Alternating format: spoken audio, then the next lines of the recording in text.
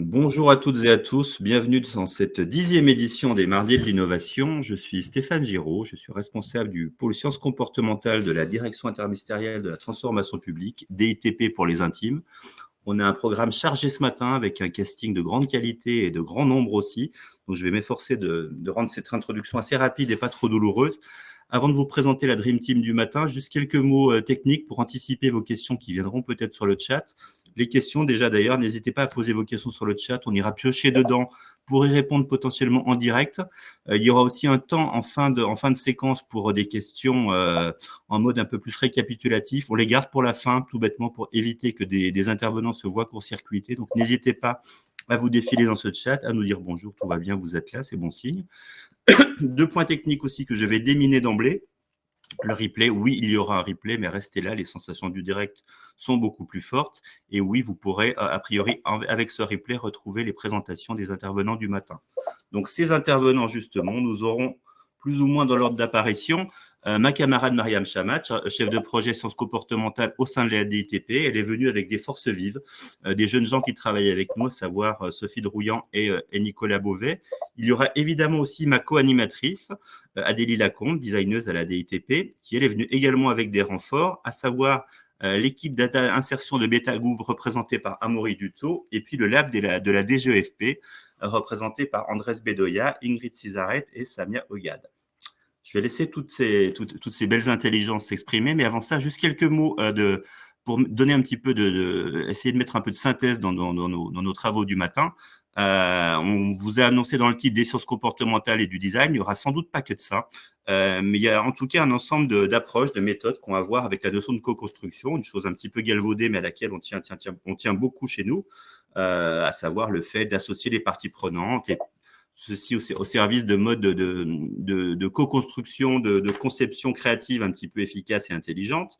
Ce travail, ce type d'approche, on l'a développé au fil du temps dans la DITP à travers des méthodes d'enquête aujourd'hui classiques, des méthodes d'enquête quanti, des méthodes d'enquête quali, mais avec un constat qu'il pouvait y avoir des limites à ce genre d'approche, le fait de rester sur du recueil de propos déclaratifs, le fait de ne pas être forcément suffisamment avancé dans la partie justement rush identification de solutions. Et ça nous a conduit notamment à explorer ces champs des possibles que sont les sciences comportementales avec un ensemble de connaissances et de méthodes scientifiques, ainsi que le design avec la possibilité d'aller plus avant dans une démarche créative de recherche de solutions.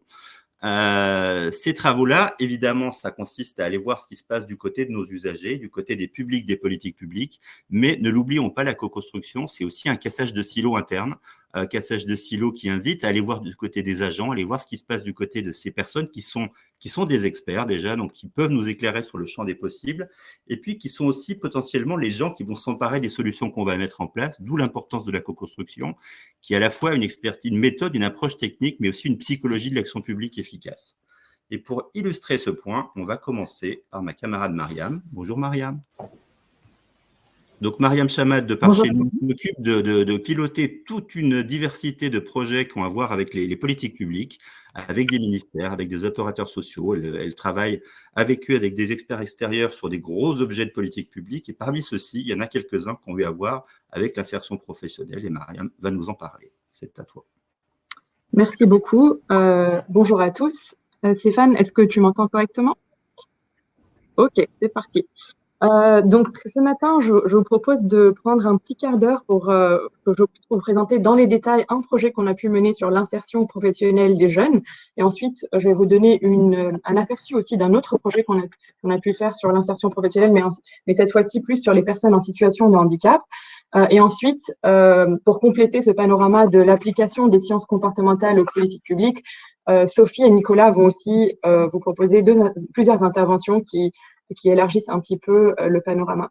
Donc, tout d'abord, pour vous dire que, comme Stéphane le disait, on fait tous partie de l'équipe sciences comportementales de la DITP, avec un grand volet d'appui aux politiques publiques, mais aussi un volet de simplification administrative, donc vraiment de rendre beaucoup plus clair, beaucoup plus lisible les documents administratifs et les interactions qu'on a avec les citoyens.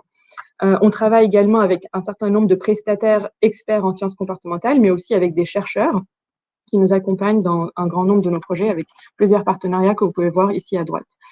Donc, rapidement, parce que peut-être qu'un certain nombre d'entre vous sont déjà venus à des webinaires sciences comportementales, mais juste rapidement pour les personnes qui connaissent pas les sciences comportementales, tout d'abord, quand on dit sciences comportementales, ça recouvre plusieurs disciplines comme la psychologie sociale, les sciences cognitives, parfois la psychologie évolutionniste, plusieurs domaines qui s'intéressent au comportement humain. Et si je devais le résumer vraiment en une seule slide, je dirais que c'est notre approche, l'idée, c'est principalement d'intégrer les connaissances qu'on a sur le comportement et la psychologie à la fabrique de l'action publique. Tout d'abord pour la rendre plus efficace, parce que les politiques publiques s'adressent à des êtres humains, et donc comprendre comment, par exemple, quels seraient les freins comportementaux au tri, à l'épargne à la retraite, ou à toutes les politiques publiques qu'on peut imaginer, peut vraiment aider à améliorer grandement leur efficacité. Et une autre partie de ce qu'on fait, et c'est aussi ça que vous allez voir au travers de nos différentes présentations, s'appuie sur l'expérimentation. Donc l'idée, c'est vraiment de dire, on ne sait pas ce qui fonctionne tant qu'on ne l'a pas testé, tant qu'on n'a pas vu réellement quelles étaient sur le terrain les barrières, les freins, la manière dont la politique publique a été adoptée, etc. Et donc, notre approche vient compléter les autres outils classiques qui sont utilisés par les décideurs publics pour mettre en place des politiques publiques, qui sont la réglementation, la taxation, l'information. Et donc, on vient enrichir ces connaissances, ces outils avec ces connaissances qui sont produites par la recherche et le monde un peu plus scientifique. On travaille sur un très grand nombre de projets qui sont dans des domaines de politique publique très variés. Donc, par exemple, sur les pratiques commerciales trompeuses, sur la protection du consommateur. On a pu travailler sur la réduction de l'utilisation du chauffage au bois ou l'indice de réparabilité.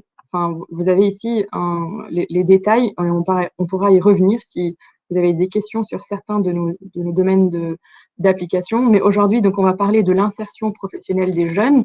Et je vais d'abord vous raconter le projet qu'on a pu mener, qui était assez long. Ça a duré un peu plus d'1 an, voire même proche des 2, impacté aussi par le Covid, sur cette idée d'améliorer l'engagement des jeunes, notamment les jeunes qui sont accompagnés par les missions locales dans leur recherche de formation ou d'emploi.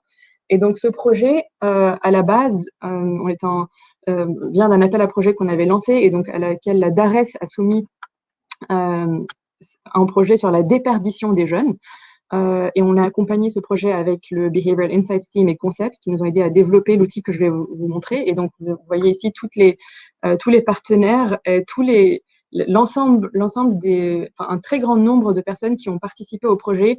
Et même si je ne les cite pas ici, ça représente vraiment un travail colossal de co-construction avec un grand nombre d'agents, un très grand nombre de jeunes aussi. Et donc, je vais vous montrer le fruit de cette coopération et d'intelligence collective. Donc, au tout départ, l'idée, c'était, le sujet très, très spécifique était la déperdition des jeunes qui venaient pour se faire accompagner en mission locale.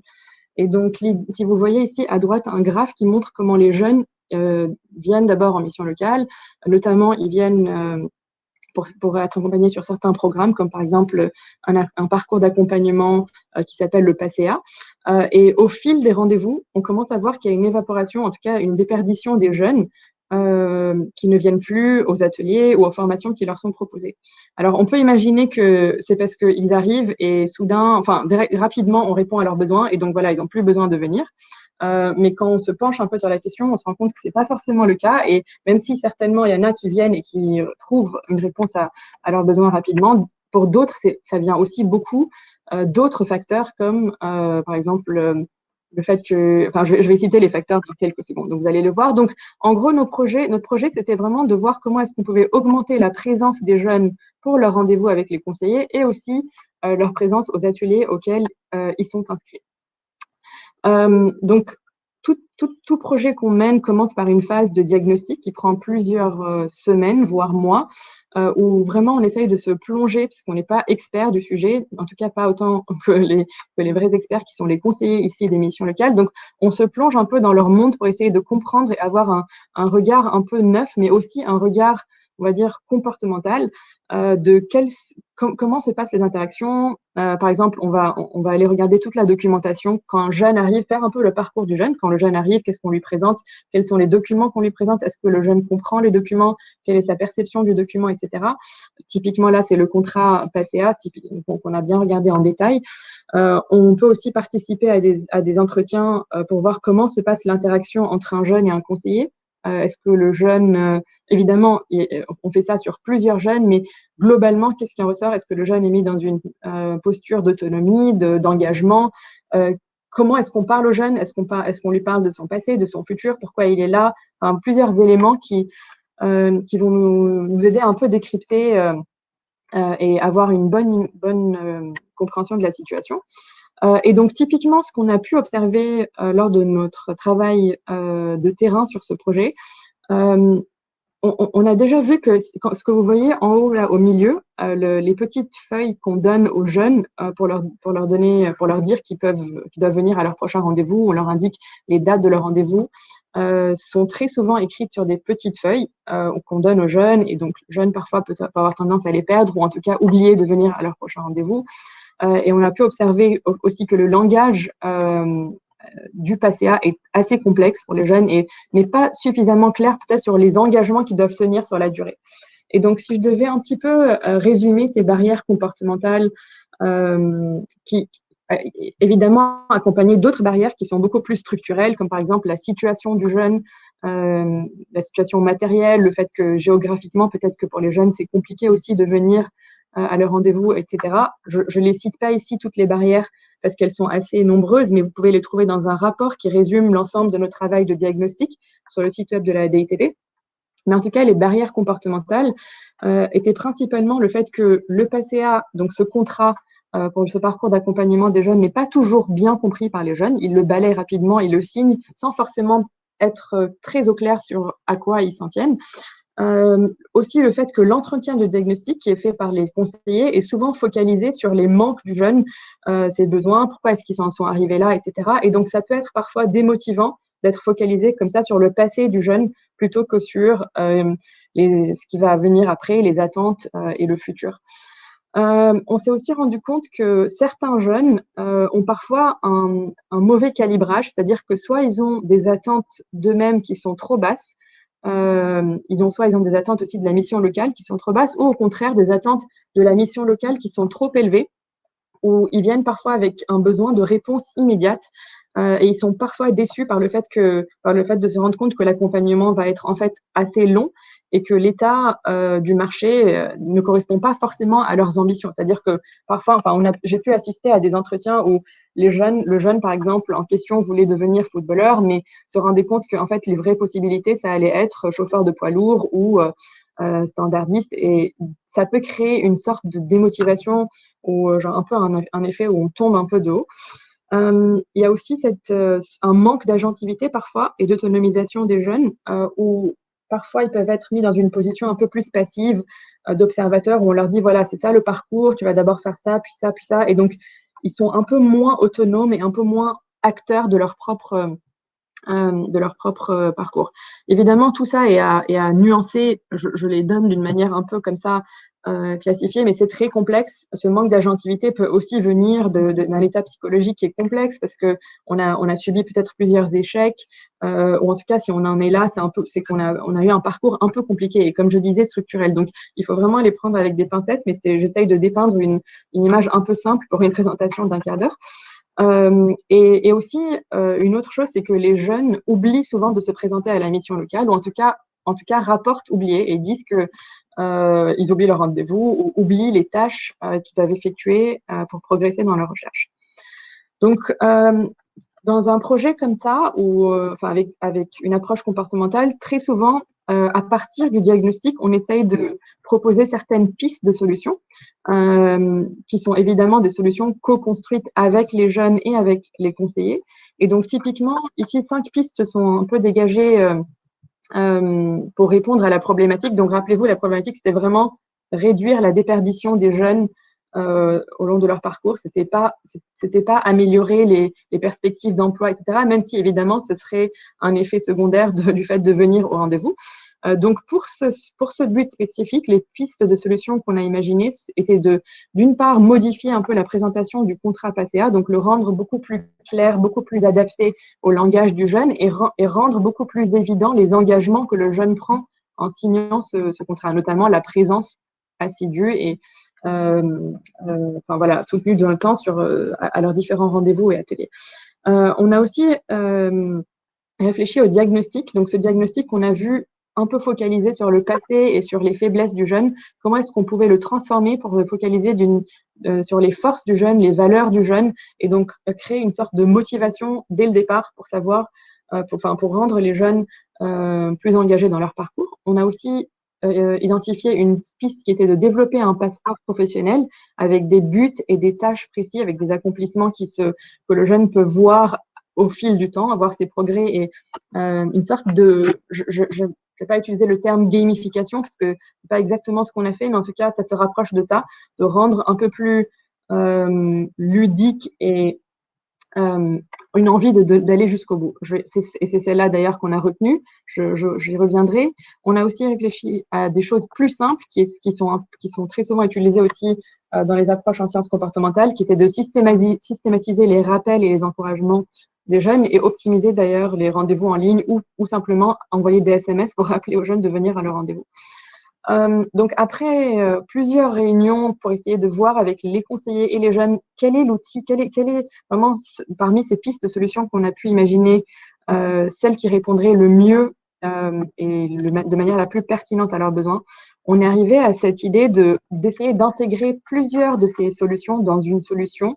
Alors, c'est une solution qui est numérique, mais attention, c'est une solution qui se voulait vraiment intégrer les sciences comportementales à chaque étape de cet outil numérique, puisque on ne pense pas que le numérique soit une solution à tout, mais en tout cas, c'est sûr que sur chacune des étapes qu'on a pu intégrer dans cette solution numérique que je vais vous détailler, on a essayé de tester certains leviers comportementaux en se disant qu'il est possible que certains des leviers ne fonctionnent pas et peut-être que certains leviers vont être très utiles et donc peut-être que derrière, dans une généralisation, on pourrait sortir un levier qui a très bien fonctionné et l'utiliser dans un outil qui n'est peut-être pas numérique. Donc là, c'était vraiment une manière pour nous de tester plusieurs leviers.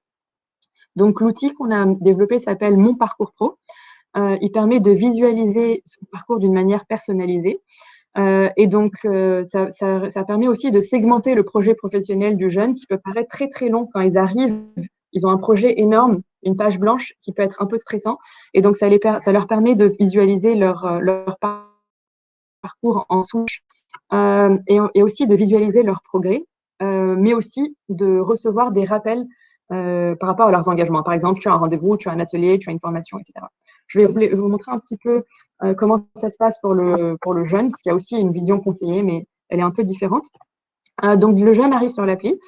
Il remplit d'abord un questionnaire initial qui permet de spécifier son parcours, puisque tous les jeunes n'ont pas le même parcours. Certains ont déjà un certain nombre de formations. Ils ont plusieurs compétences qui font qu'ils vont arriver dans un autre endroit du parcours. Donc déjà, cette personnalisation qui permet aux jeunes de sentir que c'est pas juste un one size fits all, un outil comme ça générique, c'est un outil qui est vraiment qui répond à leurs besoins. Ce questionnaire va permettre de générer un parcours de base et faire atterrir le jeune, pas au tout début, mais au moins à la deuxième, troisième, enfin, dans un endroit du parcours. Donc, c'est aussi un levier qu'on appelle l'effet Head Start, c'est-à-dire un effet où tu as déjà accompli tout ça, c'est super, et maintenant, à partir de là, on va commencer ton parcours. Ensuite, il y a une partie de l'appli qui permet de construire le parcours avec le conseiller. Donc, les conseillers et les jeunes s'accordent sur les étapes et les objectifs que le jeune doit accomplir selon ce que le jeune cherche, en affinant aussi la recherche du jeune. Et ensuite, le jeune peut ajouter des activités qu'il va valider avec son conseiller.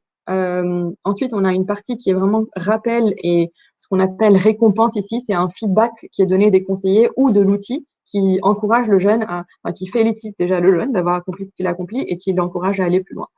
Donc, quand on dit le jeune est récompensé lorsqu'il accomplit certaines activités, ça peut soit ressembler à tout simplement des confettis quand une tâche est terminée, soit un encouragement en chat avec son conseiller, donc en live, qui permet que le conseiller lui disent aux jeunes qu'il ou elle est sur le bon chemin, ou elle doit répéter l'écriture de son CV, etc. Et aussi, donc la dernière qui aurait pu être notre intervention principale au final, qui était de rappeler aux jeunes de venir à leur rendez-vous. Donc ça ressemble à ça visuellement. Vous avez ici à gauche, vous voyez la manière dont le parcours est découpé en sous-segments, en petits tâches, pour pas avoir juste un gros pavé de parcours qui nous attend. Le parcours se remplit avec des couleurs au fur et à mesure. Donc, on voit qu'on a progressé à chaque fois qu'on accomplit une tâche. On voit qu'on est en train d'avancer. Donc, c'est de ça que je parlais quand je parlais un peu de ludification. L'écran 2, vous voyez les objectifs. Donc là, quand vous cliquez sur un des objectifs qui est premier écran à gauche, ça se divise en plusieurs sous-objectifs. Et chaque sous-objectif va contenir des tâches à faire. Par exemple, je dois d'abord remplir mon CV, contacter des employeurs, postuler, etc. Et l'écran que vous voyez au milieu va permettre aux jeunes de créer et enregistrer leurs activités. Donc là, c'est vraiment comme si, voilà, j'ai quelque chose à faire, j'ai entre guillemets, un devoir que je dois faire. Et il peut avoir une deadline, une date limite que le conseiller peut me mettre, chose qui n'était pas forcément le cas avant, en tout cas, pas aussi spécifique. Le conseiller peut faire un commentaire, peut dire aux jeunes c'est super, mais tu as oublié de mettre telle ligne, etc. Et ce qu'on ne voit pas ici, mais qui est plus bas si on déroule l'écran, c'est qu'il y en a aussi des ressources. Donc, par exemple, pour créer un CV, il peut y avoir des templates. Si c'est postulé à des offres, on peut avoir aussi des liens qui nous emmènent vers d'autres, vers des endroits utiles. Ensuite, on a la partie donc recevoir des appels qui est toute simple, mais qui est très utile, et contacter son conseiller, donc cette partie chat sur laquelle on a discuté assez longuement parce que c'est pas évident aussi pour les conseillers qui accompagnent souvent un très très grand nombre de jeunes de chatter comme ça tout le temps avec des jeunes, mais au final ça a été une fonction qui a été appréciée et pas abusée, en tout cas avec le pilote, au cours du pilote qu'on a pu mener. Côté conseiller, c'est pas une application, c'est un outil qui s'adapte à leurs outils. Donc déjà, c'est un tableau de bord qui s'affiche sur l'ordinateur. Le conseiller peut voir un grand tableau de bord qui résume les étapes de chaque parcours. Donc, ils voient l'ensemble de leurs jeunes et c'est quelque chose qui a été très apprécié par les conseillers de pouvoir suivre la progression de l'ensemble de leurs jeunes et de savoir où en sont les uns et les autres et peut-être se focaliser ou porter leur attention sur certains jeunes. Donc, ça libère une charge cognitive assez importante pour les conseillers d'avoir tout comme ça résumé en une seule visualisation, on va dire. Et les conseillers peuvent aussi s'abonner à certains jeunes pour avoir des notifications. Par exemple, si certains jeunes ont des tâches à accomplir, des ateliers à faire ou des formations, ils peuvent s'y abonner pour voir si telle ou telle chose a été faite. Ils peuvent aussi féliciter les jeunes pour leur réalisation, soit avec juste des emojis, enfin un langage de jeunes vraiment, des confettis, du chat. Enfin voilà, il y a plusieurs fonctionnalités. Ça ressemble à ça pour le conseiller, le fait de visualiser le parcours, mais aussi d'avoir une vue d'ensemble. Donc, le pilote qu'on a pu mener a duré plusieurs mois, donc entre mai et octobre 2021, et on l'a testé sur 74 jeunes qui étaient suivis par au total 16 conseillers. Et on a testé, enfin je ne vais pas rentrer dans les détails, mais différentes manières aussi de présenter l'outil aux jeunes. Donc soit c'est le conseiller qui présente l'outil aux jeunes, soit nous on va former les jeunes, on va former les conseillers. Donc c'est vraiment beaucoup plus personnalisé, on va dire, comme approche. Tous les détails de cette expérience, de ce pilote, on va dire, sont dans un rapport qu'on va mettre en ligne très prochainement. Donc vous aurez l'ensemble des étapes que je suis en train de survoler en ce moment. D'ailleurs, je vais essayer d'accélérer parce qu'il me reste 10 secondes. Donc, les enseignements principaux de cette étude, de cette expérimentation, c'est que, évidemment, l'accès au numérique n'est pas toujours simple pour tous les jeunes. Il y a une hétérogénéité, et donc notre pari au départ, c'est de se dire, cet outil va servir aux jeunes qui sont les plus rodés au numérique et peut-être aussi libérer une charge pour les agents qui ont besoin de se focaliser sur des jeunes qui ont un besoin beaucoup plus,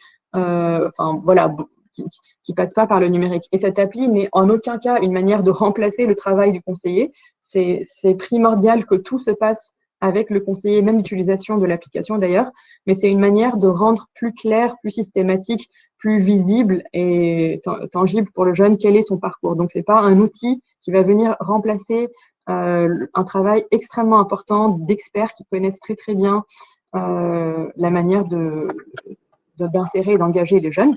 Il est extrêmement important aussi d'adapter les outils aux conditions du travail des conseillers. Donc ça, c'est quelque chose qui a été vraiment remonté. Les conseillers peuvent avoir, enfin, comme je vous le disais au départ, l'idée, pour nous, c'était pas un outil numérique juste pour un outil numérique. On sait que les conseillers ont plusieurs outils, ils doivent faire pas mal de reporting, ils doivent remonter pas mal de données. Et donc, il faut vraiment s'assurer qu'on puisse au maximum rentrer dans les outils existants pour ne pas qu'il y ait une surcharge aussi côté conseiller.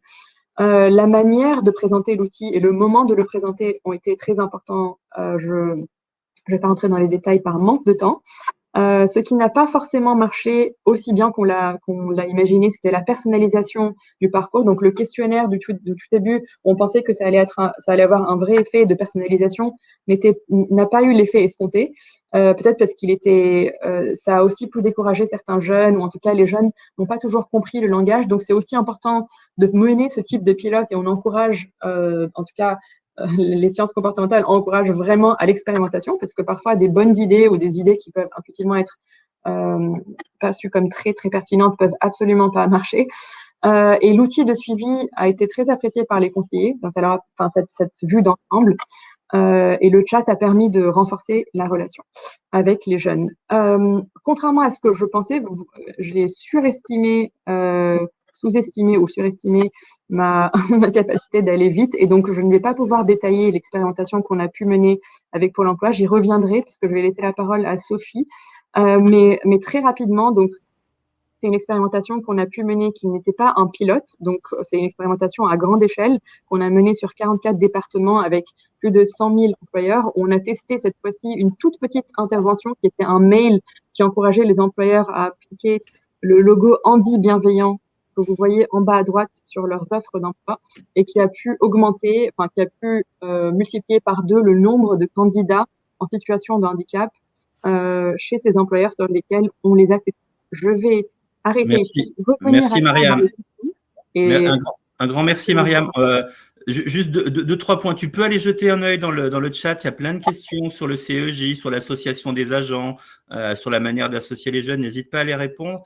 On va donc effectivement, avec Nicolas et avec Sophie, aller voir 2 autres formes d'utilisation des leviers qui ont été évoqués par Mariam. D'une part, l'aspect aide à l'organisation qui était au cœur du travail avec la mission locale de Paris sur mon parcours pro, et puis aussi le travail de simplification qui était au cœur de l'intervention sur le handicap et qu'on peut utiliser assez fréquemment, assez utilement sur des projets comportementaux.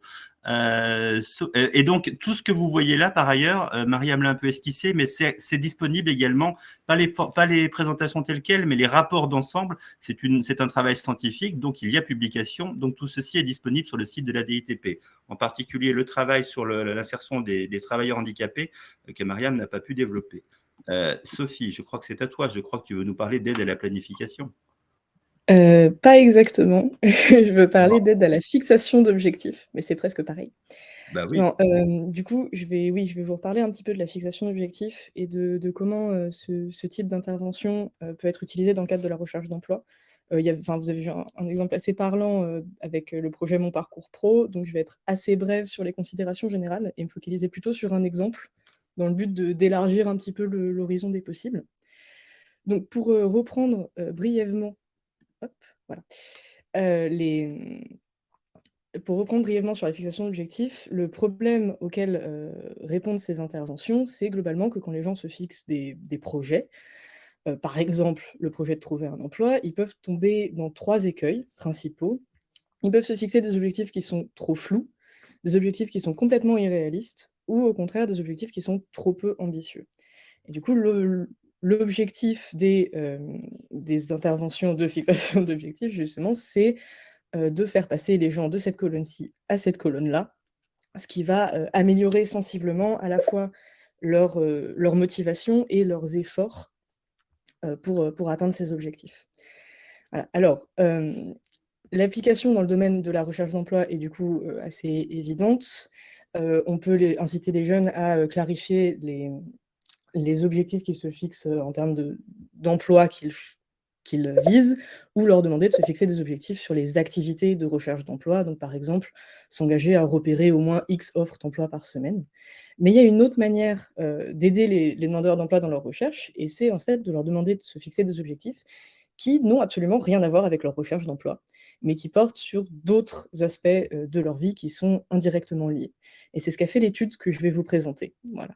Alors cette étude part d'un constat qui est que la recherche, enfin, le chômage perturbe sensiblement le rythme de vie et l'équilibre psychologique des demandeurs d'emploi. On sait par exemple que ça perturbe pas mal leur rythme de sommeil. Or, avoir un rythme de vie épuisant, voire malsain, ne peut que desservir la recherche d'emploi en rendant d'autant plus difficile de persévérer dans ses efforts. Et du coup, on se retrouve avec un cercle vicieux.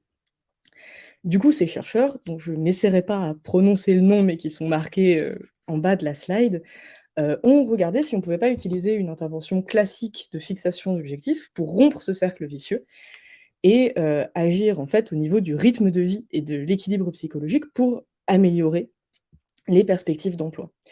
Donc ils ont développé un bref questionnaire en ligne qui permettait à des demandeurs d'emploi de se fixer des objectifs concernant 3 habitudes structurantes pour leur hygiène de vie: leur rythme de sommeil, leur niveau d'exercice physique et leur consommation d'alcool et de drogue.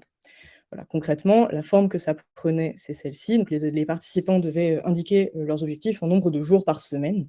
Donc, par exemple, pour le rythme de sommeil, pendant une semaine normale, mon but est de me coucher avant minuit et de me réveiller avant 8h, X jours. Voilà, le questionnaire était donc fait pour être extrêmement simple, c'était des petites cases à cocher, ça demandait aucune rédaction, le but était de ne pas rebuter les personnes qui avaient des problèmes d'expression ou qui n'avaient pas le temps ou la motivation de rédiger. Alors cette intervention, elle a été testée en 2018 sur un peu moins de 700 jeunes en Norvège, dont environ les 2/3 ont bénéficié de l'intervention en tant que groupe test, et un tiers a été suivi en tant que groupe contrôle. Alors maintenant, le truc le plus intéressant, les résultats. Déjà, ce qu'on observe 6 mois après l'intervention, c'est que les participants ont de meilleures habitudes de sommeil et consomment moins d'alcool et de drogue. Et ils se déclarent également plus satisfaits de leur vie. Alors les différences sur ces 2 plans entre groupe test et groupe contrôle sont significatives d'un point de vue statistique. Il faut quand même prendre ces résultats avec avec des pincettes parce qu'ils sont basés sur des questionnaires qui ont été remplis par environ 50% des répondants. Voilà. Mais c'est des résultats qui sont malgré tout très encourageants. Mais surtout, le résultat principal, le plus intéressant, c'est sur l'emploi. Et c'est le fait qu'1 an après l'intervention, les participants du groupe test avaient significativement plus de chances d'avoir trouvé un emploi. Parce qu'en effet, 54% du groupe test avaient trouvé un emploi contre seulement 46% du groupe contrôle. Voilà, ce qui représente un écart de 8 points de pourcentage, ce qui, dans le domaine de la recherche d'emploi, est très très loin d'être négligeable. Je vous passe un petit peu le détail fastidieux des analyses statistiques que les chercheurs ont réalisées, mais globalement, ils ont contrôlé l'impact de nombreuses variables démographiques, et ce résultat apparaît très robuste. Voilà, donc en résumé, on a une intervention qui a duré quelque chose comme 15 minutes, qui a permis d'augmenter de 8 points de pourcentage la probabilité des demandeurs d'emploi d'avoir un emploi, et qui semble aussi avoir eu un impact assez bénéfique sur leur santé et leur bien-être, ce qui est un résultat très désirable en soi. Voilà. Merci beaucoup, Sophie. Il y a une petite question dans le chat sur l'anonymat du questionnaire. Est-ce que tu as la réponse? Est-ce que tu sais si le questionnaire était anonyme? Le questionnaire, Si l'enquête était anonymisée. Ah, sur les... Oui, bien sûr. Enfin, oui, de toute façon, les chercheurs n'avaient même pas... Enfin, oui, avaient accès aux objectifs, mais seulement de façon anonymisée pour suivre les enquêtes. Bon, je te laisse aller réviser le nom des chercheurs. Nicolas, on passe à un autre versant. On revient sur la question de la simplification. Oui, alors on va passer sur... hop là, je partage mon écran, ce qui sera plus simple. Est-ce que vous voyez mon écran? A priori, oui. Un webinaire ne serait pas complet sans le « Est-ce que vous voyez mon écran ?» Bah voilà, c'était justement pour les statistiques. Voilà, donc oui, si vous voyez mon écran, tout va bien. Donc je vais effectivement vous présenter quelques exemples d'interventions comportementales qui sont utilisées pour favoriser une embauche qui soit plus équitable ou qui soit plus inclusive. Alors, comme vous l'ont un peu présenté déjà Mariam et Sophie, vous avez vu que les interventions en sciences comportementales partent d'abord de constats qui sont faits dans la littérature scientifique. Et dans le domaine de l'insertion professionnelle, il y a ce constat que la manière dont est formulée une offre, c'est-à-dire simplement les mots qui sont employés, va jouer sur comment celle-ci est reçue et comment celle-ci est comprise. La formulation et les termes peuvent être connotés, en fait, et peuvent véhiculer implicitement un certain nombre d'informations qui peuvent influencer, qui peuvent biaiser la réception par la personne. Et donc, la formulation des offres d'emploi va impacter en particulier la perception qu'ont les demandeurs du poste et de l'adéquation de leur profil à celui-ci par rapport à ce qu'ils ou elles estiment être le profil typique qui est recherché ou à qui ce poste est généralement attribué. Et ça va avoir lieu notamment en termes de représentation du genre, du profil ou du poste, mais aussi de l'origine ethnique, de l'origine sociale, etc. Et donc, la formulation, à elle seule, a des répercussions importantes sur la volonté de postuler ou sur aussi la volonté d'acquérir des compétences qui vont être nécessaires à l'obtention de l'emploi. D'où l'intérêt de repenser le cadre et la formulation des offres d'emploi pour que celles-ci puissent être non seulement attractives, mais aussi, en fait, pour qu'elles puissent être ouvertes à des profils diversifiés, ouvertes à toutes et à tous. Alors, pour passer un petit peu cet aspect plus théorique, je vais vous présenter une intervention exemple, on va dire. En fait, aux USA, en 2018, il y a une étude qui a été menée pour améliorer le recrutement d'officiers de police, donc qui est un contexte assez particulier, ce sera une surprise pour personne. Et en fait, dans cette intervention, ils ont choisi de réorienter la formulation de l'offre traditionnelle vers un aspect plus challenge. En fait, ce qui a été fait, c'est que au lieu des messages classiques de recrutement qui étaient axés sur l'impact ou sur le service de la communauté, la reformulation qu'ils ont réalisée mettait en avant l'aspect challengeant. Donc, vous pouvez voir à l'écran la traduction, ce qui serait êtes-vous prêt à relever le défi? Ils ont mis aussi, comparé avec mettre en avant des perspectives de carrière qu'offrait cet emploi. Et ça, c'était pour contraster avec, donc comme je l'ai dit, les formulations traditionnelles. Alors pourquoi? En fait, plusieurs études avaient montré que mettre en avant cet aspect challengeant, soit d'un exercice, soit d'un emploi, permettait de contrer l'effet qu'on appelle de stereotype threat en anglais, ou menace du stéréotype en français, qui est l'effet que lorsque l'appartenance à un groupe stéréotypé est mise en avant, en fait, les individus de ce groupe vont avoir tendance à se conformer inconsciemment au stéréotype de moins bonne performance qui est associé à leur profil du fait de leur genre, de leur origine ethnique ou sociale. Par exemple, des études ont montré que si on met au début d'un test de mathématiques, ceux qui passent le test doivent juste inscrire leur genre, en fait, on va voir que les jeunes filles vont avoir des moins bons résultats à ce test que sur des tests vraiment similaires ou identiques où cela n'est pas demandé. Et donc, l'aspect challenge permet de contrer ça, et c'est ce qui avait motivé cette reformulation. Et donc, les résultats de cette étude ont été que non seulement le nombre de candidatures avait triplé, mais aussi on avait une augmentation significative des candidatures qui étaient issues de minorités et une augmentation de même significative des candidatures de femmes. Donc, vous pourrez noter effectivement que c'est un contexte particulier, le poste d'officier de police aux États-Unis. Il y a tout un contexte très important, mais ça a lieu, on observe ce genre d'effet des reformulations, pas seulement aux États-Unis, il y a des résultats similaires en Zambie, par exemple dans le secteur de la santé, où reformuler une offre d'embauche axée sur le challenge ou les perspectives de carrière, plutôt que le service de la communauté, a pu entraîner une augmentation du nombre de postulants, mais aussi des compétences et des résultats sur les services de santé, en fait, des agents qui étaient recrutés par ce biais-là. Enfin, pour donner d'autres exemples, il ne s'agit pas de dire que la reformulation et les sciences comportementales, c'est uniquement mettons tout de manière challengeante et tout ira mieux pour tout le monde. Il y a évidemment des choses qui sont très dépendantes du contexte et du domaine.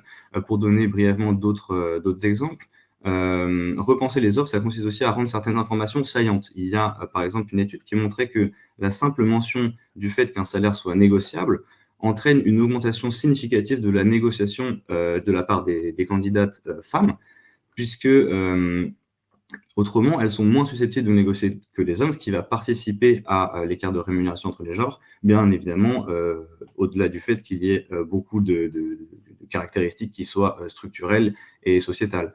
La perception temporelle, par exemple, ça peut aussi impacter la réponse à une offre d'emploi, puisque formuler une question sur la potentielle mobilité à l'international d'un candidat ou d'une candidate au futur plutôt qu'au présent, en disant seriez-vous, envisageriez-vous d'être mobile à l'international plutôt que êtes-vous mobile à l'international, a pu entraîner une augmentation de 25% des réponses positives de femmes, car cette reformulation, en fait, elle a atténué l'aspect de conflit entre vie professionnelle et personnelle, qui encore aujourd'hui est plus un problème pour les femmes que pour les hommes.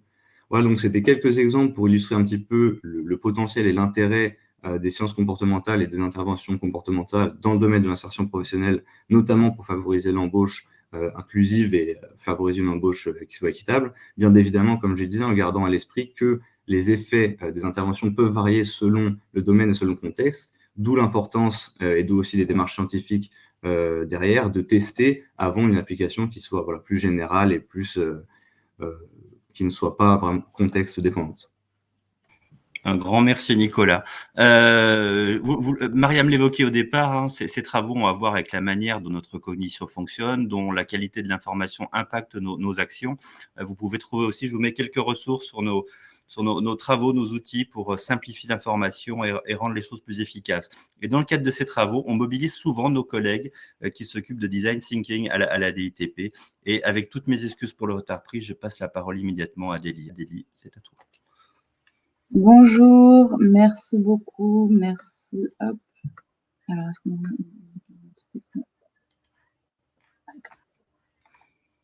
merci, partager l'écran. Bonjour, bonjour à tous et à tous. Je m'appelle Adélie, je suis designer de services et de politique publique à la DITP. Moi, je vais vous parler juste en propos introductif des deux prochaines présentations du design de services et de politique, qui est une démarche qui vise à concevoir avec les usagers et les parties prenantes en vue d'être au plus proche des besoins réels des usagers. Dans les démarches de design de services et de politique publique, on adapte la co-construction selon les contextes et les problématiques. Et on passe par plusieurs étapes, donc voici les principales. La première, c'est une étape d'analyse du contexte où le designer va partir en immersion et permettre de valider que la problématique est bien en lien aux besoins de l'usager. Mais ensuite, une deuxième phase qui est la phase d'idéation. On va mobiliser les parties prenantes dans la conception même de l'idée. Puis ensuite, on va avoir une phase de test et d'expérimentation où on va itérer sur des solutions et où on va, par le dessin, par des maquettes, par des prototypes ou par du POC, voire même on va concevoir parfois même avec les personnes en vue d'aller vers un déploiement du service ou de la politique publique. Il y a plein de manières de faire de la co-construction. On va mobiliser les personnes en mettant, par exemple, en place des consultations ou des concertations. Pardon, Stéphane ? On va aussi faire de la co-conception d'idées. Donc, par exemple, là, les parties prenantes, on va les inviter à participer activement à la phase d'idéation d'idées avec, par exemple, des ateliers d'idéation ou des ateliers de maquettage. Et ensuite, on va avoir une phase de coproduction. Donc là, les parties prenantes sont invitées à participer à la mise en place et au pilotage du service ou de la politique publique avec, par exemple, une participation au prototypage, à la conception du livrable final, ou bien on va mettre en place des dynamiques d'appel à participation ou de volontariat. Voilà, mais pour illustrer tout ça, je vais passer la parole à... Hop, je vais arrêter de partager mon écran. Je vais passer la parole à Amaury, qui va nous présenter deux projets. Un projet qui s'appelle Rendez-vous Insertion et un second qui s'appelle Carnet de bord.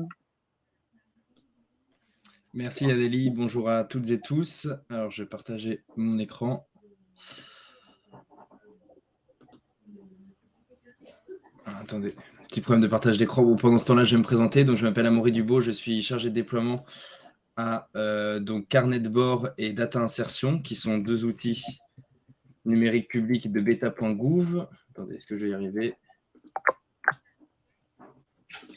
Ok.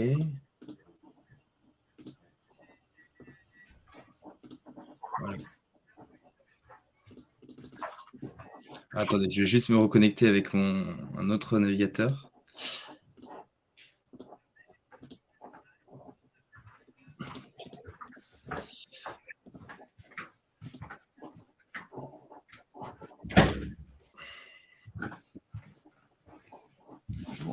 de 30 petites secondes, excusez-moi.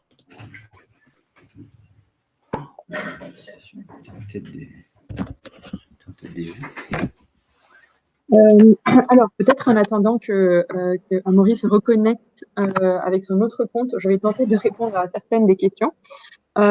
Et une des questions portait sur la manière dont on a travaillé avec les jeunes et la manière dont ils ont été intégrés dans le projet. Donc, ça s'est fait vraiment à toutes les étapes du projet. Donc, déjà dans les phases de diagnostic. Amaury, j'ai juste pris la parole pour répondre à des questions, mais en attendant, peut-être que tu as déjà trouvé une manière de... Mais en attendant que tu partages ton écran, donc voilà, typiquement dans la phase de diagnostic, on a interviewé plusieurs jeunes. Dans la phase de conception de solutions, ils ont participé à la conception de solutions. Et dans la phase pilote, évidemment, ils ont testé à la fin l'outil. Je vais répondre aux autres questions à l'écrit et donc je redonne la parole à Amaury. Merci. Effectivement, vous m'entendez bien? Excusez-moi, j'ai un navigateur qui m'a un peu planté. Je m'appelle Amaury Dubois, je disais, je suis chargé de déploiement à beta.gouv, l'incubateur de la direction interministérielle du numérique. Et je vais vous présenter aujourd'hui deux outils qui ont été conçus au plus près des usagers, donc deux outils de l'insertion qui s'appellent Rendez-vous Insertion et Carnet de bord. Alors, un petit rappel tout d'abord sur la méthode beta.gouv, avec des éléments qui sont très proches de la philosophie de travail, je pense, de la DITP, la DINUM. Pardon, Amaury, oui. Si tu peux le mettre en plein écran, ce serait super. Merci. Ça marche, ouais. Attends, voilà. C'est bon, là? Pas encore, mais peut-être qu'il y a un laps. Ah ouais, ça y est, c'est bon. Donc effectivement, la DITP et la DINUM partagent beaucoup d'aspects en commun sur leur façon de travailler, effectivement, donc au plus proche des usagers.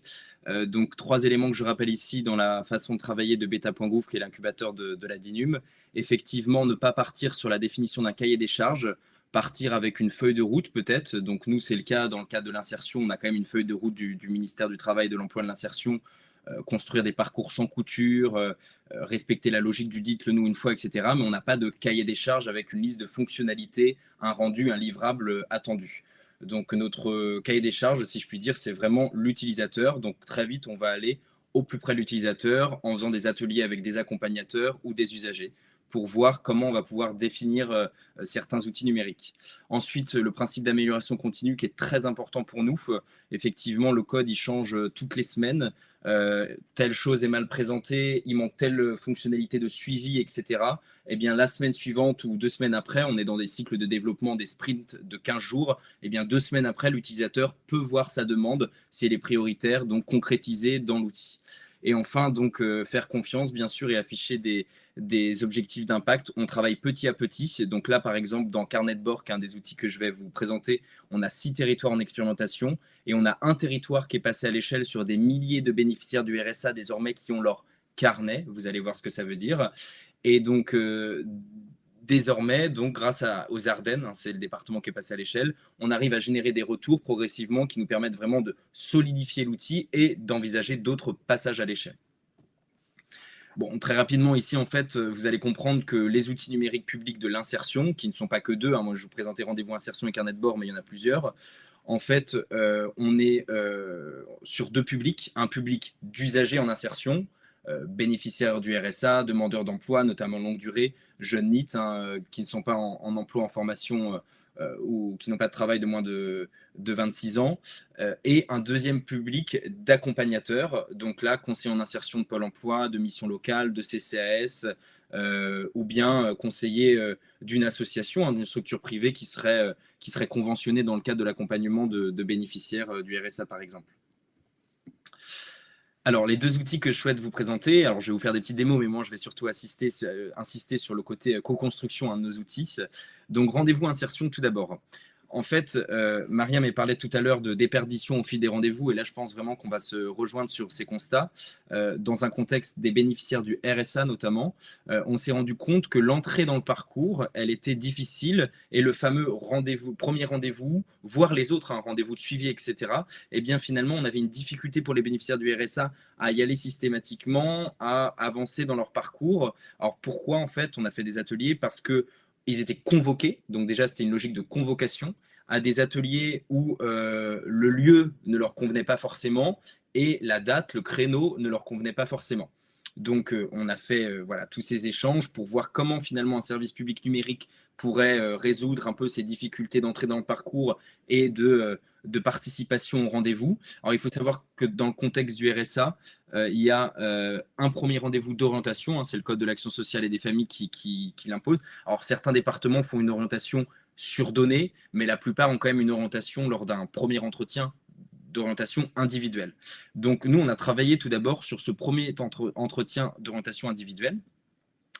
Et on a vu avec les usagers quelle pourrait être la forme du service qui leur plairait, qui leur conviendrait, qui faciliterait leur entrée dans le parcours. Et très vite, hein, vous me pardonnerez la promotion pour une société privée, mais donc très vite, en fait, c'est un peu le modèle Doctolib qui est ressorti, c'est-à-dire être invité à prendre rendez-vous sur un créneau de son choix et sur un lieu de sa convenance.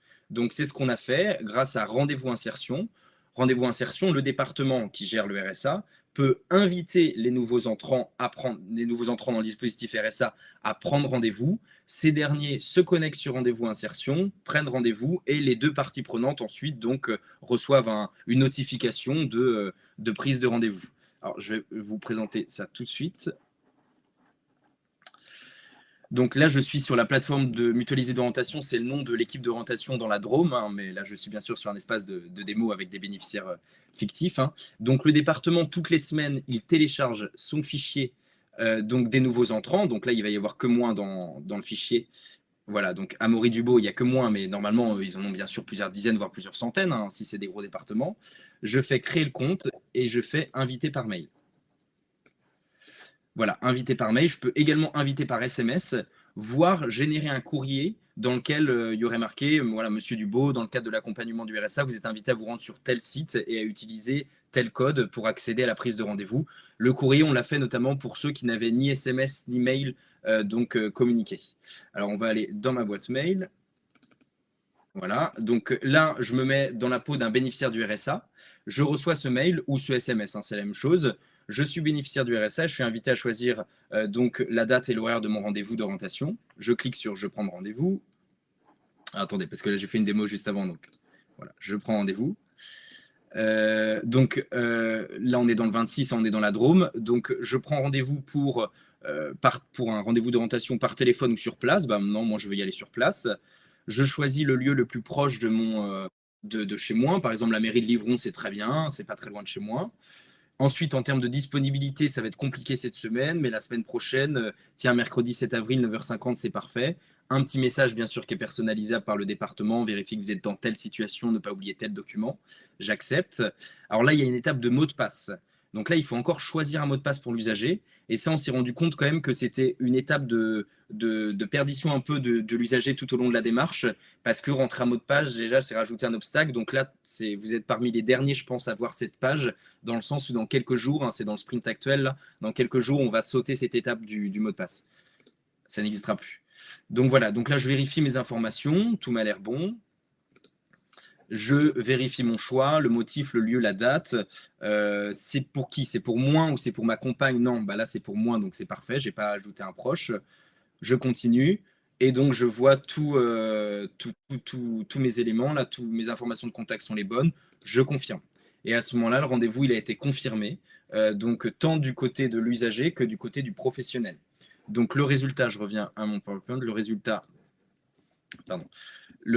donc, c'est donc un gain de temps pour le département, pour la collectivité qui utilise Rendez-vous Insertion. Je dis département parce qu'on est dans un contexte du RSA au moment de l'orientation, mais ça pourrait être un autre moment du parcours. Mais c'est aussi plus d'humains. Là, je cite Fabienne Bouchet, donc la responsable de l'équipe d'orientation dans la Drôme, justement. Plus d'humains, justement, ça génère plus de proximité avec les citoyens parce qu'en choisissant le lieu de leur convenance, le créneau de leur choix, déjà, ils sont plus à même d'aller au rendez-vous. On a observé une forte réduction du taux d'absentéisme et une accélération de l'entrée dans le parcours.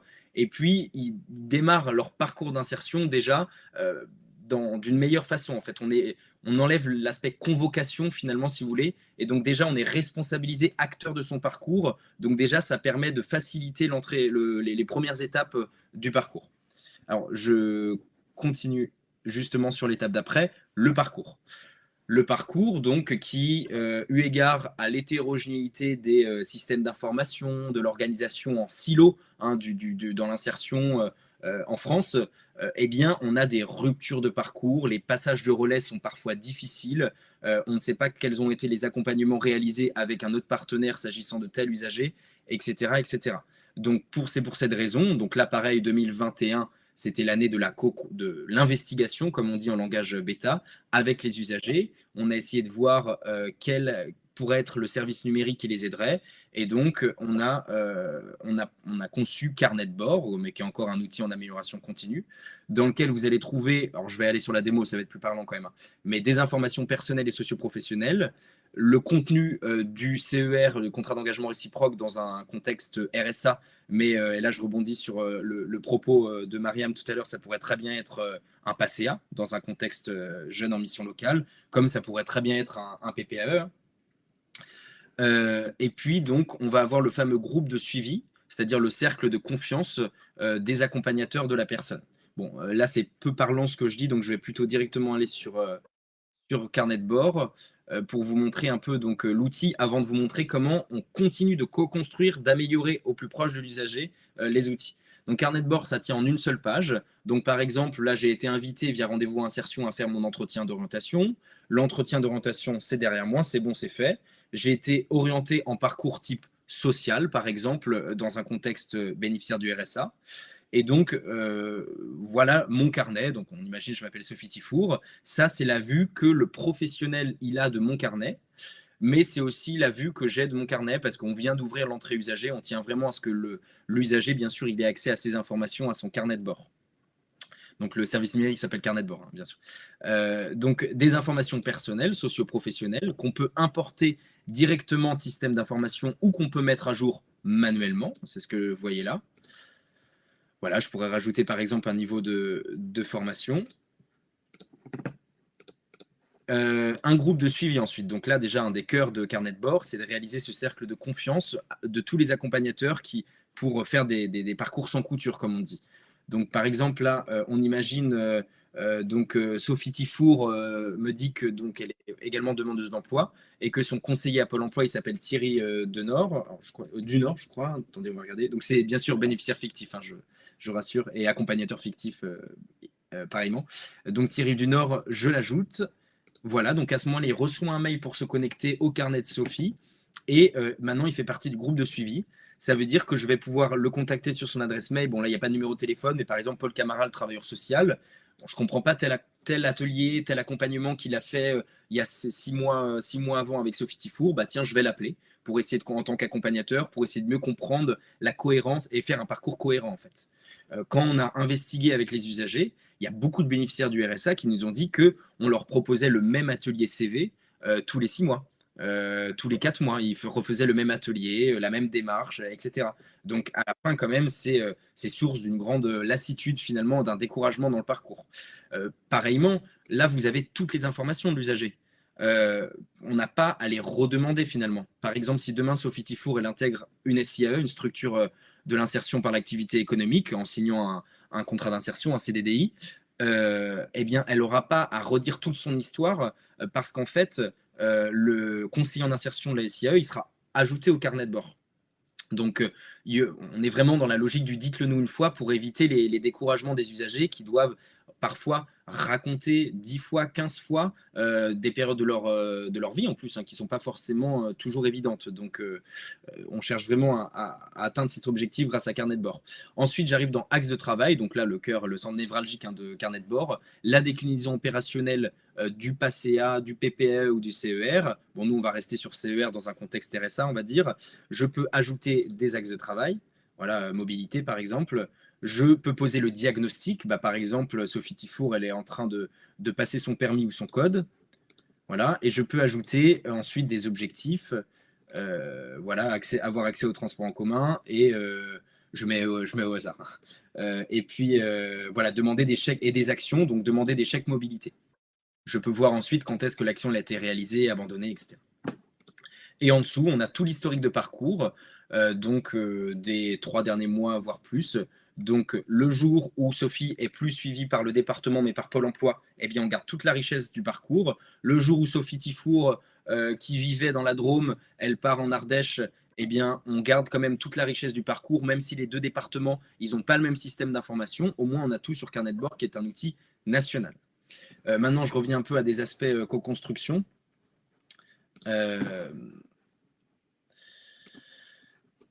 Donc,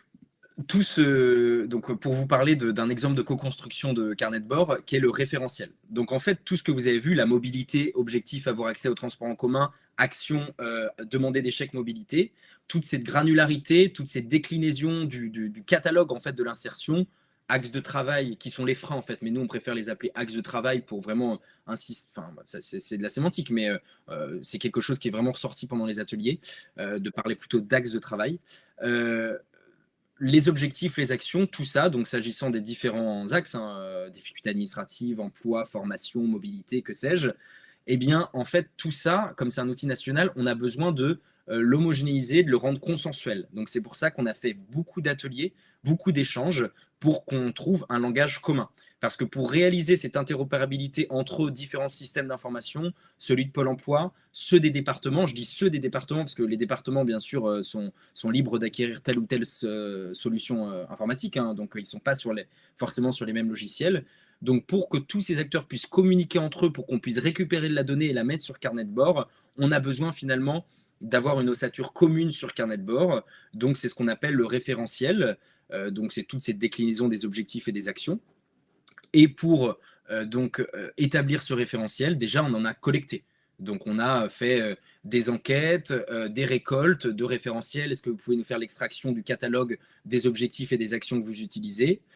Et ensuite, on a fait des ateliers, parce que donc Stéphane disait ça tout à l'heure, bien sûr, l'enquête a aussi ses limites. Donc, l'atelier, là, vraiment, on va sur le terrain. Donc, on est allé, voilà, il y a juste le 08 et le 35 à l'écran, mais on en a fait d'autres, avec notamment des collectifs de bénéficiaires aussi. Donc, on va voir les professionnels et les bénéficiaires. On leur demande, s'agissant du diagnostic, est-ce que disponible à temps partiel, c'est assez clair ou pas? Ah non, d'accord, c'est totalement en décalage par rapport à votre pratique. Comment on pourrait trouver une meilleure appellation, etc., etc. Idem pour les objectifs. Par exemple, rechercher un premier emploi en bleu ici, on nous a dit que c'était beaucoup trop large, qu'il fallait l'affiner. Donc, on l'a éclaté en 3 cartes différentes. Orientation SIE, pareil, on l'a supprimé cette carte et on a préféré vraiment spécifier orientation vers une entreprise d'insertion, orientation vers un chantier d'insertion, orientation vers une ETTI, etc. Enfin, on a vraiment spécifié. Est-ce que telle chose, ça vous convient? Ok, on laisse comme ça. Non, là, ce serait amélioré, etc., etc. Grâce à ça, on a stabilisé un référentiel national qui est encore en amélioration continue. Il y a un sondage, d'ailleurs, une enquête qui est en cours encore pour récolter les retours des uns et des autres.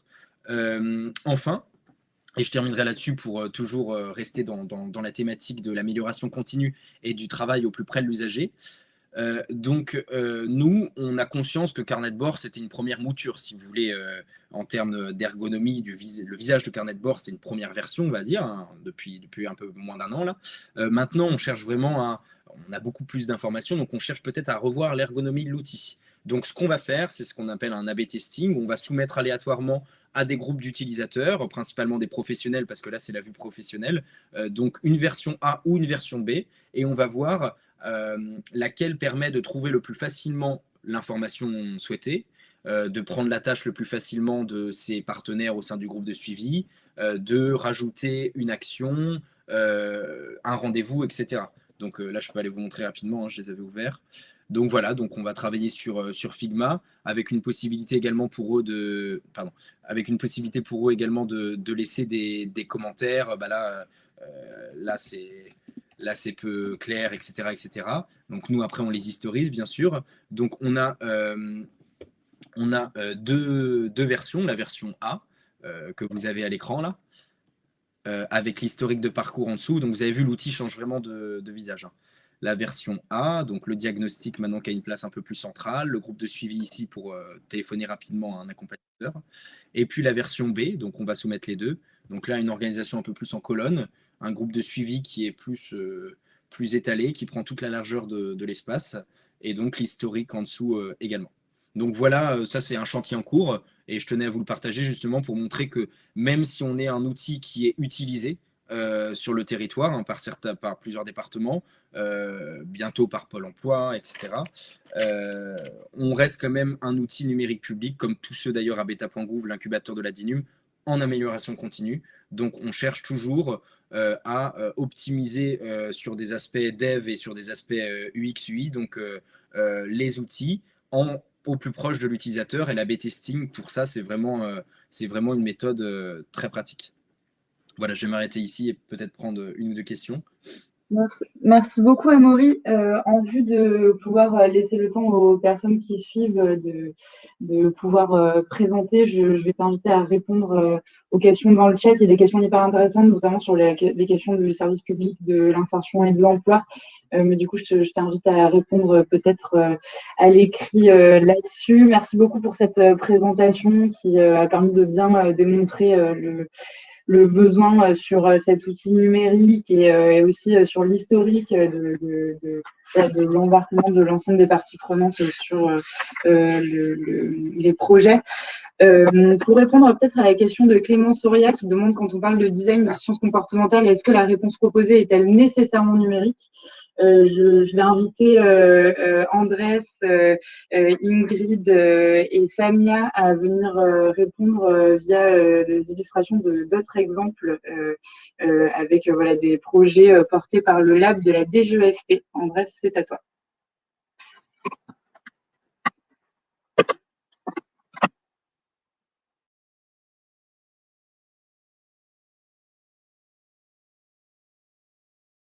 Est-ce que Andrés, vous nous entendez?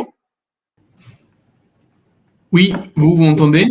Oui, c'est bon. Merci beaucoup. Bah, et si j'ai les partages d'écran, bon, voilà, très bien. Normalement, là, vous voyez ce qu'on est en train de projeter, c'est ça? Oui, merci. Et bah, très bien.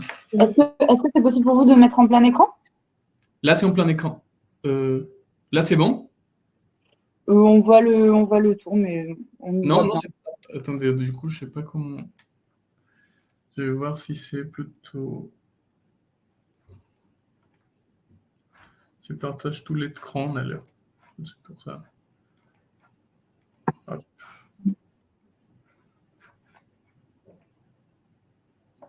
Alors là, c'est bon?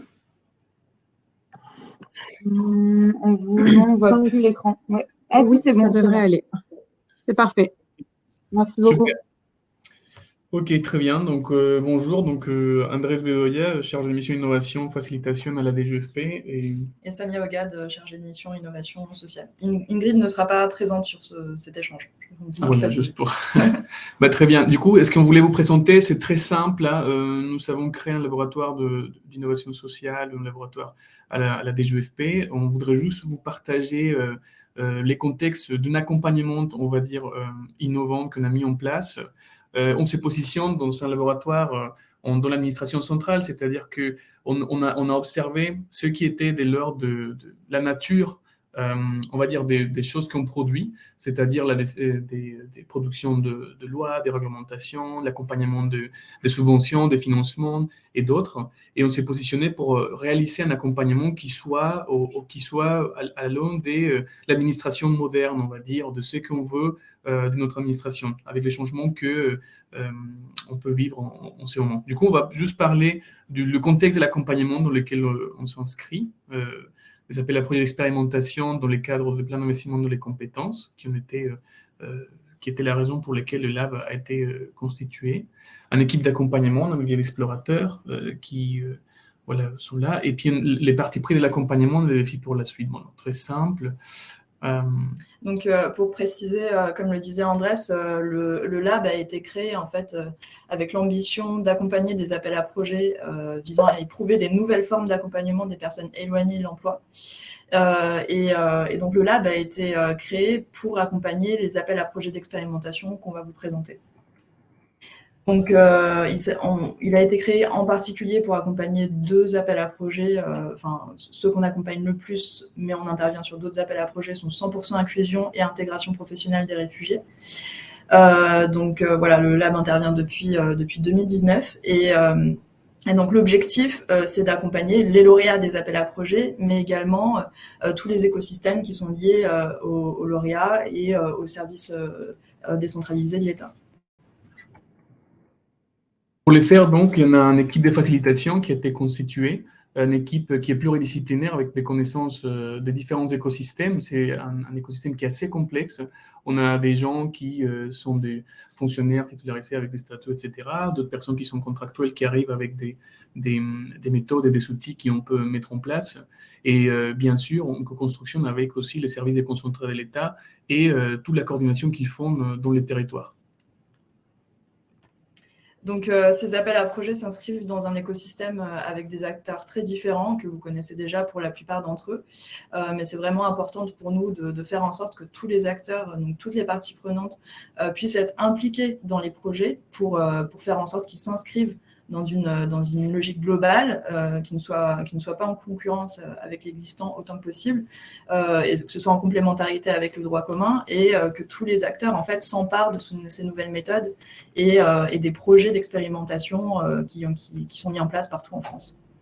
Voilà, donc avec 2 appels à projets d'expérimentation, puis une équipe et un vivier des lauréats, on part sur cette question de l'exploration des nouvelles méthodes, des nouvelles solutions pour l'insertion de l'emploi. Donc cet accompagnement des appels à projets d'expérimentation, donc il y a des partis pris très importants. Les partis pris les plus importants, c'était la bascule qu'on pourrait faire entre un État qui finance et qui vient évaluer, observer ce qui a été délivré à la fin, donc l'État financeur, à un État financeur, facilitateur et apprenante. Alors ça, c'était les choses qu'on voudrait mettre en place. Donc dans la question des facilités, d'accompagner, d'apprendre, il y a toutes ces notions de faire évoluer, de voir ce qui fonctionne, ce qui ne fonctionne pas, de capitaliser et de partager non seulement avec les administrations centrales, mais aussi partager ou favoriser le partage des connaissances dans les territoires. Donc, ces appels à projets ont un parti pris qui est de faire avec l'offre existante. Donc, il y a l'intégration des parties prenantes dans des comités territoriaux. Donc, on encourage très fortement la création des comités territoriaux ou l'intégration des comités territoriaux existants, parce qu'on sait bien que des instances de coordination ne manquent pas. Au contraire, il y a tellement que parfois, on ne sait même plus comment prioriser à laquelle y aller. Du coup, il y avait cette question de s'intégrer dans des comités territoriaux, avec un cadre de comitologie fixé dans la Convention, c'est-à-dire une subvention de l'État qui venait non seulement à demander aux gens d'avoir certains types de résultats, mais aussi à respecter certains types de dynamiques comme ce partage avec des comités territoriaux. Un suivi par des services déconcentrés de l'État, évidemment, plus connaisseurs de territoire et des actions, donc DRETS, DETS, plus connaisseurs des actions régionales et aussi départementales, et aussi une évolution de l'appel à projet qui met notamment une accent particulière sur la coordination des secteurs, dans sa vague numéro 4, qui est dédiée sur les quartiers politiques de la ville, et dans lesquels la coordination des acteurs prend encore une partie beaucoup plus importante dans l'évaluation des projets qu'on va financer ou pas. Donc, les projets sont encouragés à évoluer avec des cycles itératifs. Le cadre de la convention est suffisamment souple pour permettre aux projets d'apporter des évolutions. En fait, on les encourage vraiment en organisant des sessions avec eux et en recueillant leurs besoins, que ce soit les besoins des lauréats ou bien des services de l'État déconcentrés. Et donc, on a pu observer des modifications, qu'il s'agisse du consortium, des membres du consortium, par exemple, faire appel aux partenaires les plus pertinents sur le territoire. Donc ça, il y a plusieurs projets qui ont eu des modifications à ce niveau-là.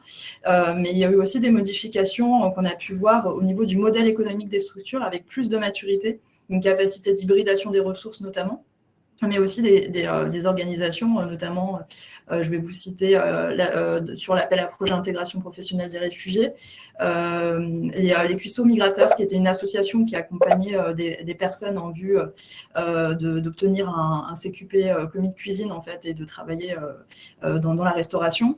Donc, les Cuistots Migrateurs mettaient en place une préparation opérationnelle à l'emploi pour permettre à ces personnes dans leur parcours en fait de préparer ces métiers.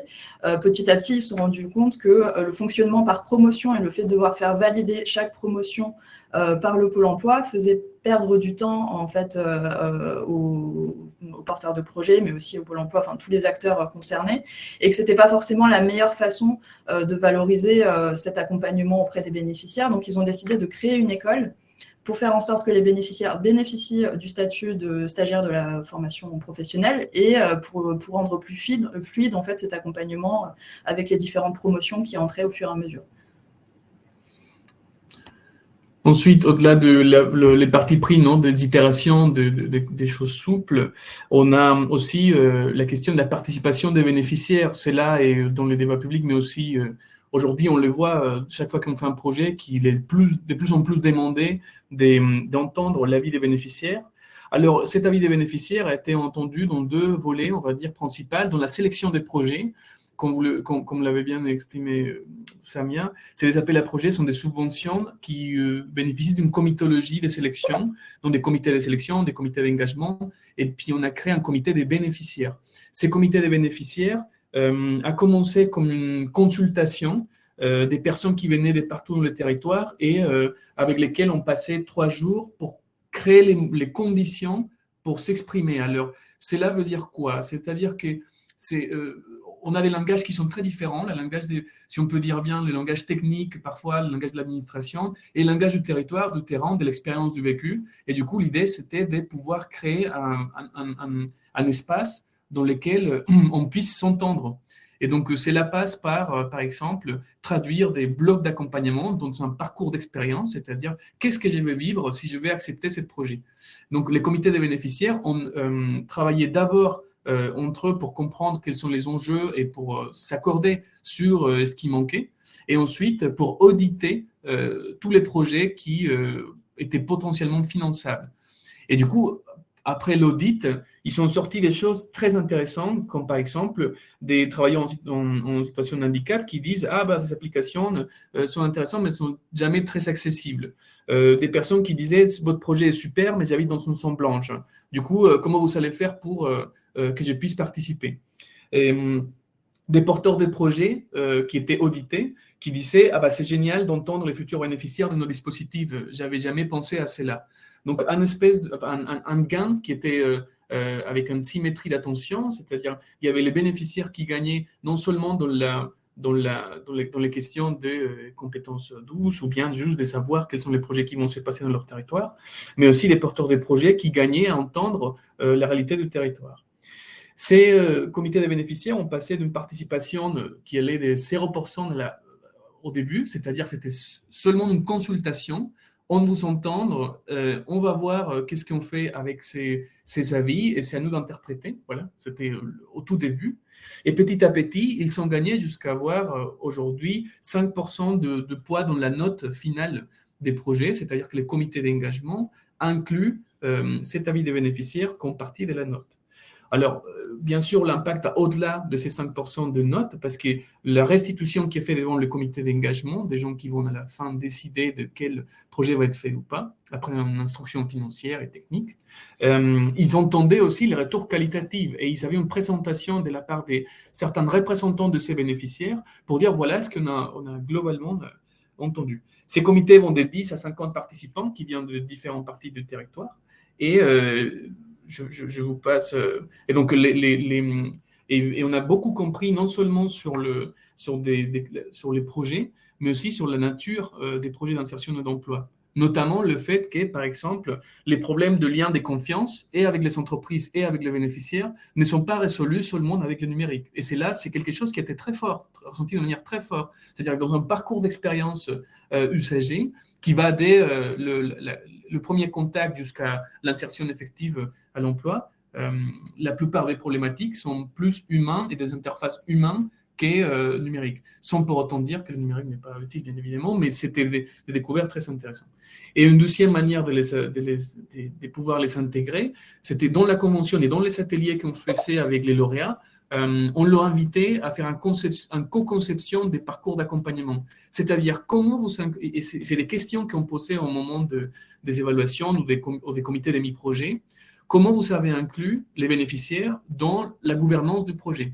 Comment vous avez inclus les bénéficiaires, et c'est comment, allez pas seulement à dire, voilà, il y a 5 ateliers dans lesquels ils ont participé, mais on allait voir même quel type d'atelier vous avez fait. Est-ce que c'est un atelier dans lequel j'arrive et je dis, alors, est-ce que vous voulez que ça coûte 6 000 €? Ça, disons qu'on n'a pas un avis à rendre. Par contre, c'était sur l'expérience. Comme il disait, voilà, on va vous faire passer par A, B, C. Est-ce que c'est là, compte tenu de ce que vous avez vécu, est-ce que c'est des choses qui sont intéressantes? Comment vous savez le... Voilà, c'est plutôt dans la consultation, dans leur expertise, là où ils sont les plus experts, c'est-à-dire leur quotidien. Donc, dans la logique de capitalisation des connaissances, en fait, il nous a semblé important d'avoir des échanges réguliers et il y a une animation avec les différentes parties prenantes des appels à projets d'expérimentation, et notamment de faire le lien entre l'administration et le terrain, d'avoir un vocabulaire commun. Et en parlant de vocabulaire commun, on s'est notamment rendu compte que beaucoup de porteurs n'étaient pas en capacité de dire concrètement ce qu'ils faisaient. On les a donc invités en fait à se questionner sur la façon de présenter leur projet, à améliorer la façon de présenter leur projet par rapport aux interlocuteurs auxquels ils avaient affaire. Donc voilà, qui n'avaient pas parlé de la même façon à un bénéficiaire potentiel ou à l'administration. Mais aussi concrètement derrière, de se poser des questions de l'évaluation de leur projet. Et une évaluation non pas uniquement sur le volet quantitatif, mais aussi sur le volet qualitatif.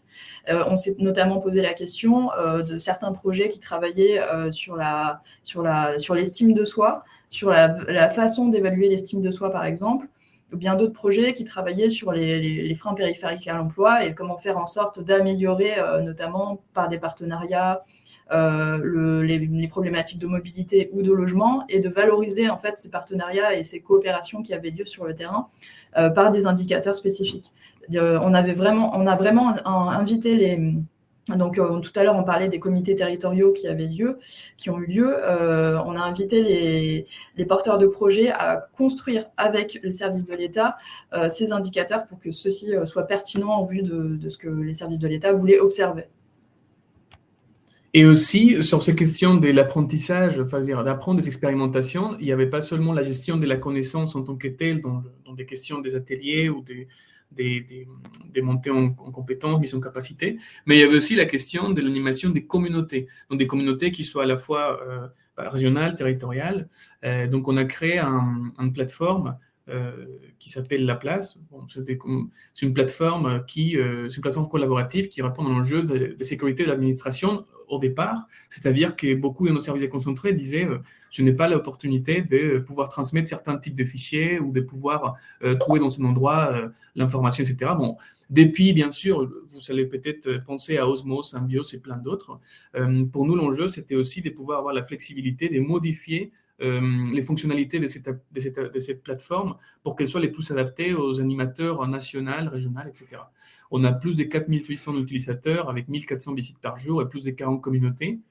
Et aussi, on a mis en place des animateurs régionaux qui créent aussi des sessions d'intelligence collective thématisées. C'est-à-dire qu'ici, le principal, c'était de ne pas seulement d'avoir une gestion de la connaissance qui est déjà explicitée, c'est-à-dire partage des articles, partage des posts, des choses qui ont déjà été réfléchies pour être écrits ou explicités, mais aussi avoir des espaces dans lesquels on puisse partager des choses qui viennent de l'ordre plus d'expérientiel, de l'ordre plus de la création de la connaissance, ou bien même de pouvoir favoriser des questions de coaching, tutorat, mentorat, etc., entre projets plus expérimentés d'un côté sur un type de processus et d'autres qui n'étaient pas autant.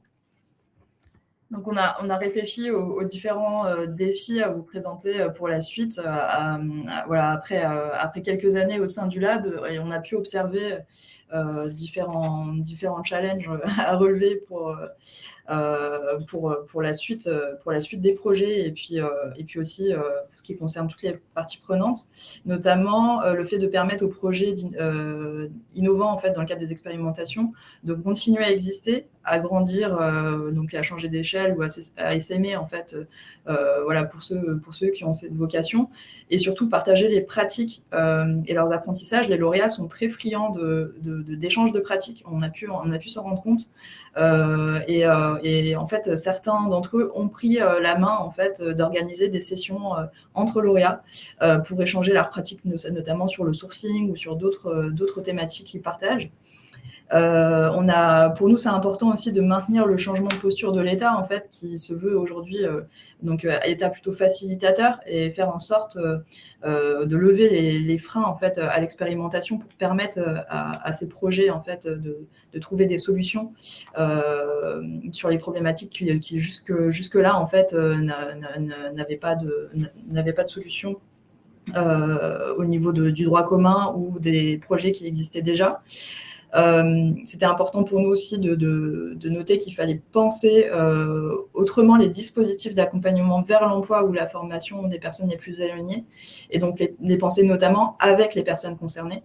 Je pense on a pu apprendre énormément de choses des comités des bénéficiaires, et pour nous c'est vraiment important de continuer à avoir ces logiques de co-construction en fait, avec les parties prenantes. C'est aussi important de tirer les leçons des projets qui n'ont pas fonctionné, parce que tous les projets n'ont pas fonctionné comme ils le souhaitaient en tout cas. On a pu remarquer que certains projets pouvaient manquer d'ancrage territorial ou de co-construction avec les bénéficiaires, ou bien encore que le diagnostic territorial avait été pas suffisamment poussé en fait, pour être pertinent lorsque les projets décidaient d'essaimer sur un nouveau territoire, et qu'il pouvait y avoir un manque de légitimité parfois quand il y avait plusieurs acteurs qui étaient déjà existants, ou une mauvaise identification des acteurs déjà présents. Donc cette complémentarité avec le droit commun et avec l'existence, pour nous c'est vraiment important que ça puisse continuer à être porté dans les projets et les appels à projets qui vont pouvoir voir le jour par la suite. Voilà, donc vous l'avez bien compris, c'est cette question on est sur non seulement on parle des méthodes de design ou des manières d'aborder les problématiques, mais aussi on revient à ce qui est les principes et les valeurs qui sont derrière. Et une fois les principes et les valeurs qui sont derrière sont compris, on peut l'appliquer aussi à la manière dans laquelle on fait une subvention de l'État, la manière dans laquelle on fait un accompagnement, la manière dans laquelle on peut capitaliser des apprentissages de chacun. Et la réflexion de vraiment là où on est pertinent est très important et très difficile, parce que ceux qui disent que l'écosystème de l'insertion de l'emploi est facile à coordonner, c'est quelqu'un qui n'a jamais travaillé dans l'insertion de l'emploi. Donc, c'est des réflexions très importantes, c'est-à-dire où est-ce qu'on se place en tant que laboratoire d'administration centrale. Ce n'est pas à créer des solutions de toutes pièces, parce que les compétences sont dans le territoire et l'expertise est dans le territoire, mais plutôt comment on peut faciliter et apprendre de ce que des gens très compétents sont déjà en train de mettre en place. Et pareil, et sur les volets numériques, et sur les volets plutôt relationnels, social ou autres. Voilà ce qu'on avait à vous partager aujourd'hui. J'espère que c'est là. Merci beaucoup à vous deux pour cette présentation. C'est hyper riche de voir comment on peut intégrer les usagers qui prennent vraiment une place forte à la fois dans la conception et voilà, dans ce qui sort de toute cette démarche. Merci beaucoup. Merci à tout le monde pour l'ensemble des interventions. Je vais laisser Stéphane dire un petit mot de conclusion et faire un petit moment commercial. Ouais, également merci. On a été très gourmand. On va exploiter jusqu'à la dernière seconde de ce webinaire. Vous pouvez évidemment retrouver tout ça bientôt dans le cadre du replay. Vous pouvez solliciter les uns et les autres. On fera en sorte d'adresser l'information à la bonne personne, les questions aux bonnes personnes. Dans le lot, vous pouvez solliciter l'équipe sciences comportementales de la DETP. Figurez-vous qu'on est preneur de toutes vos bonnes idées, de toutes vos bonnes questions pour envisager des travaux pratiques derrière. Mariam le fait déjà, et on a encore envie de continuer à explorer des champs de politique publique en mobilisant ce type d'expertise. On a quelques appuis financiers pour le faire dans le cadre du Fonds de transformation de l'action publique. Donc, n'hésitez pas à nous solliciter. Mariam a mis l'adresse sciencescomportementales.detp@modernisation.gouv.fr. Ceux qui arrivent à écrire cette adresse ont déjà gagné un accompagnement gratuit. N'hésitez pas à venir nous voir pour voir comment on peut mobiliser ce type d'approche pour des choses très, très, très concrètes. Voilà. Merci à tous. Merci Adélie. Et je crois que nous sommes arrivés au bout. Merci. Merci. Au revoir, merci.